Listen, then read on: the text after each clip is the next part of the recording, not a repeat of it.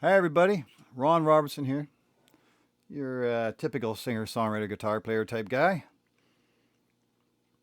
No studio players here. We're just guys working her out in the bars and the dance halls. Today I want to do. Originally it was going to be a show me for my fellow singer guitar players, but I think I'm going to turn it into a lesson as well. It's going to be a novice lesson. So what that means is for the people who are playing professionally, they'll be wishing I was moving along a little faster. For the people who are trying to learn, they're going to wish I was moving a little slower. So what I've done is I've distilled solo playing, like freestyle soloing over a song down to the basics. And that's how my brain deals with it, and that helps me out. Now, by doing this, I think it also makes a good lesson for the novice players. Okay, you know your basics, you know more in your chords, you know your scales a little bit, but you're struggling. Well, a lot of times people are taught and when they're teaching, they're talking modes and stuff. I'm not saying that's not all proper. I don't care about that. I just want to play melodically. I just want to sound good. I just want the people in the venue to be happy.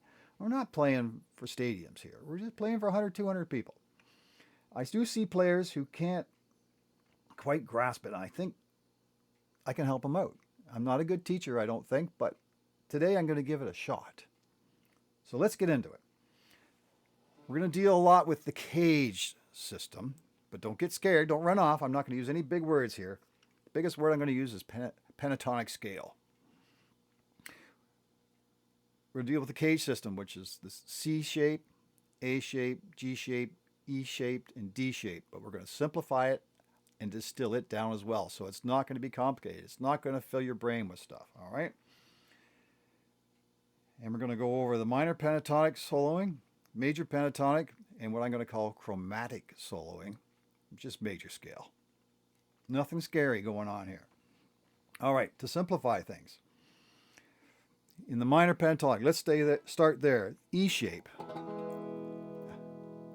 Well, it'd be a minor. That's what we're going to solo over. So we're going to do it in A, nice in the middle of the neck here. Hopefully you can see that. So your minor pentatonic scale in A.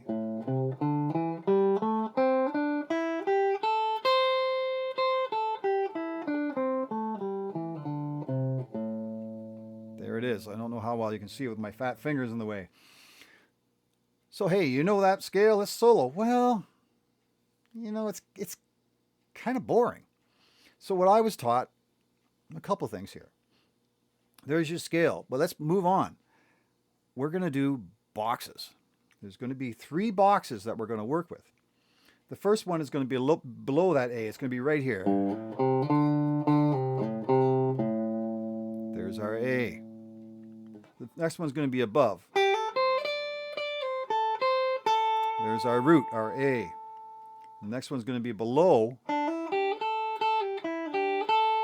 there's our root, our A. I keep saying root.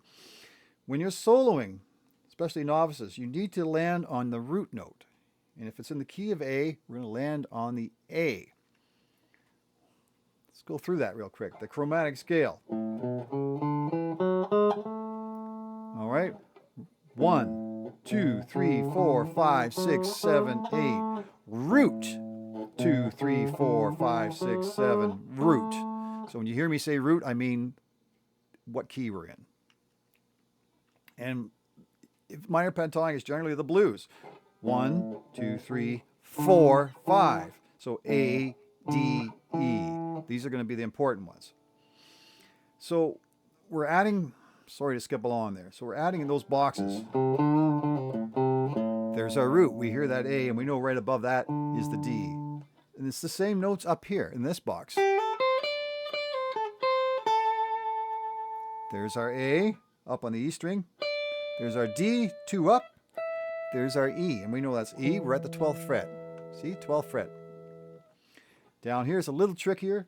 There's your A. You know that from the barring no chord. The A is here on your little string, on your E string. Below that is going to be your E, and 2 down, of course, is your D. So you can solo and just play those boxes. You don't even have to use this part of the minor pentatonic scale. You can just solo in those boxes, move around, and all of a sudden it sounds a lot better because you're doing some more stuff. It's still a little lacking. So what we want is passing notes. And these are mostly going to be hammer-ons and hammer-offs, and we're going to use all the notes. But we're not going to linger on them.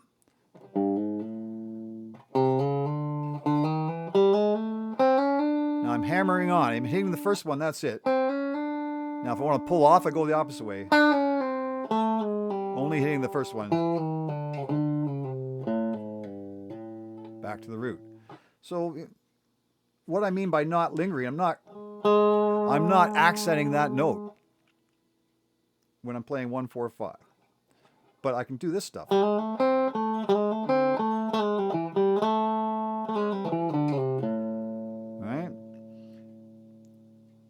Or if I want to come back, change into the D.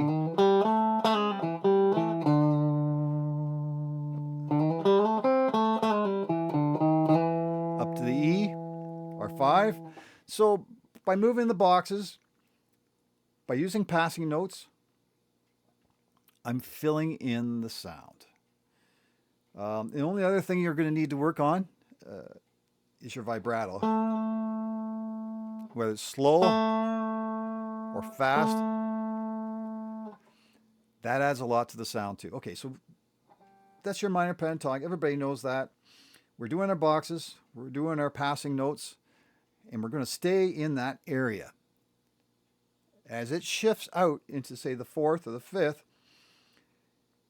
all those notes are there. We can find them again. They're all there. Use your ear. And always, always when you're soloing freestyle, I always like to just play the melody or something close to the melody. Use your ear, develop your ear. That does take time for the novices. But for those who've been playing for a while, their ears are good. They can figure it out. Okay.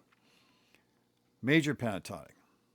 So same scale basically, but now coming back to the caged, I'm going to use the G shape, or like this if you want, doesn't matter, and the A shape, the A chord. A bit easier to see like that. Why am I saying G and A? Well, we're going to combine them together. Here's your G chord. Well, we're doing the key of A, so keep this where you can see it. I'll form a G chord, and then I'm going to bar it across down here. It's a G shape, but that's my root. So it's a G, so it's an A. G shape, but it's an A chord. And if you notice, those 3 strings there, the D, the G, and the B, I'm playing open while they're barred over. Well, that's an A chord. So when you think of the G and the A, when you're soloing in major pentatonic, I want you to think of them as the same thing. I want to simplify it, distill.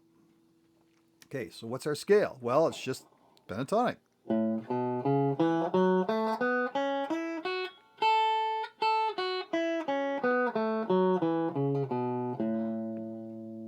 right. And now, where are our roots? Well, we know there's one there. We know there's one here. And we know there's one here. Because there's the open on the G string. Now, before, when you were soloing in minor pentatonic, we need to think of going up in our brains to find the root. Now we need to think going down. How does that mean? Well, I don't know if you can see this. The root note is usually down. Now we go to the box. As you can see there on the box, we went down. All right. And then we got this open box here.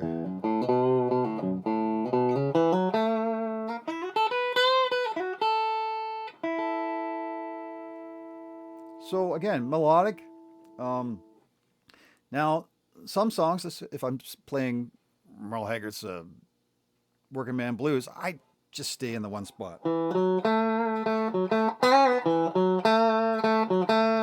And it goes on. It's just using the pentatonic scale. But a lot of times I find, when I was suggesting in the minor pentatonic to stay there, I find when I'm playing major keys, in the pentatonic, I want to move. It just helps to figure out what I'm doing. So if this is the A, say it's 1-4-5 again, keep it simple. We're going to the D. And I always like to think of, I know it's the G shape, but there's my D chord barring with the A shape. The G shape's there, it's up here. So then if I find that, but instead of using this finger, I'll use my index here. So there's my A, and I'll go up to the D. Let's say it's 1-4-5, then here's the E. So what am I talking about? Well,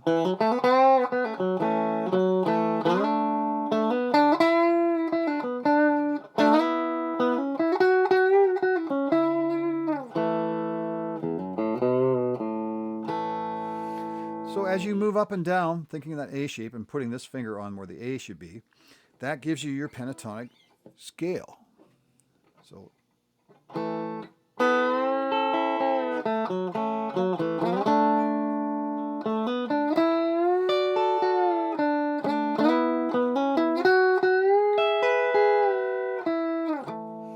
when I'm doing those bends and stuff, everything in there is in that pentatonic scale. I'm not going crazy. I'm just doing it. And if you don't use your major pentatonic, and I see players doing this, they only know that I did it when I was a kid, playing in the bars when I first started. I only knew the minor pentatonic, and sometimes you're playing songs that sounds wrong. I still hear it to this day.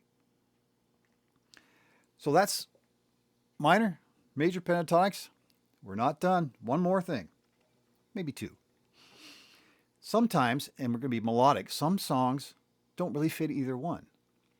Well, we're still a couple letters left on the cage system, and that's the C and the D. And again, we're going to think of them, as the camera pulls back, we're going to think of them as the same. Okay, so there's a C. Come on, camera. There's a C, there's a D. Okay, let me move this camera a little bit. It's getting a little... Okay, so there's a C, there's a D. So let's move it to the... I want to stay in this area. Let's move it to a D as our root, our key of the song. So there's a D. We know that. There's an A shape, there's a D. Let's make a C-shaped chord. Can you see that? So this, on the 5th string and on the 2nd string, those are D notes. So those are going to be our roots there. Okay? Now, like I said, some songs, they don't fit either thing. We're going to use this pattern. But before we get there, that note there, I said it's a D. Well, it's the D of the D chord. So I can...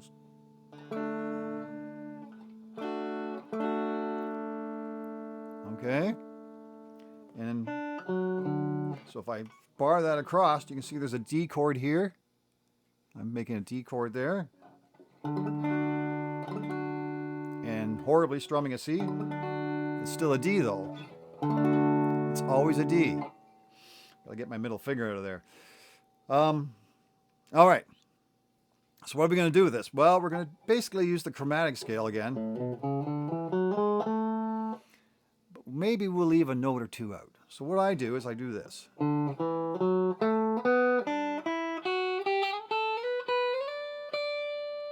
Again.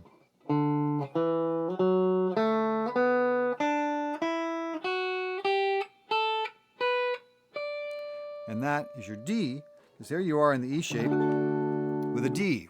2 down from the 12th, D. There's our roots.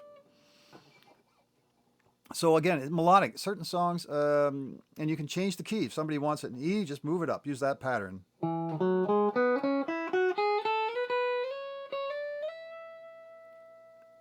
right, something like that. So you're soloing.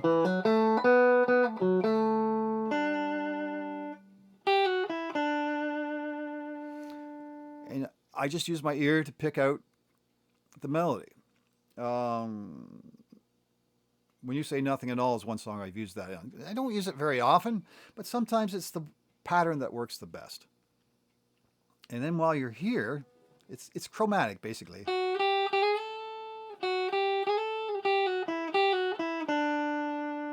Well, hear that kind of odd patterning there? Well, I call that, and other people call it, I didn't, the Allman Brothers scale. So I like to do the Allman Brothers scale while we're thinking chromatic up here. So if I'm in D, I'm going to use the A shape.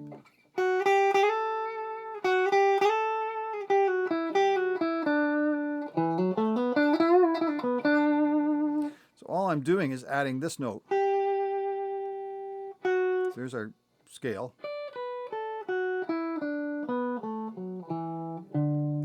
Back to the D.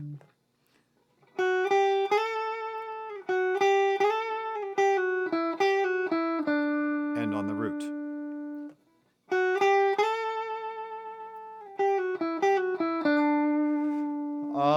If there's two players, if the other guy doesn't know what you're doing, it may sound a little off. But on certain songs, that'll bring out the soloing. It'll just make your soloing stand up. So that's basically it. I don't think it's that complicated. It's simplifying the cage system. Simplifying the cage system, easy for me to say. And just using our basic pentatonic scales and chromatic. And mostly we're just doing the pentatonic stuff. Distilling it down to as little as possible. And that's the way I get through. Like I said, I memorize my lyrics. If it's a small venue, a lot of times I'm doing the sound as well. And the band leader, I got a lot of stuff going on. I'm singing the songs. I'm not the greatest singer in the world, but I'm a good singer, so I have to concentrate on my singing. By the time I get around to doing the solo, it's hard. But this is how I get around it. And for our fellow singer-songwriters, I think this will help you. For those who are learning and are stuck, simplifying it. If you want to go to school and learn everything else, that's fine. But simplifying your soloing, distilling, I like to use that word, distilling it down. So there's as little to think about as possible so you can concentrate on your melody and your roots, make sure you're always coming back to your root note. Okay? I think that's it. Hopefully I got through this without much editing. Like I said, singer-songwriters, please give us a like and subscribe. If you're still here, give us a like. I appreciate it. Small channel. I'm just doing my thing. Just having fun. And I hope you're having fun too. I hope you learned something. And if nothing else in this crazy world, try to be kind. All right, guys? See you next time.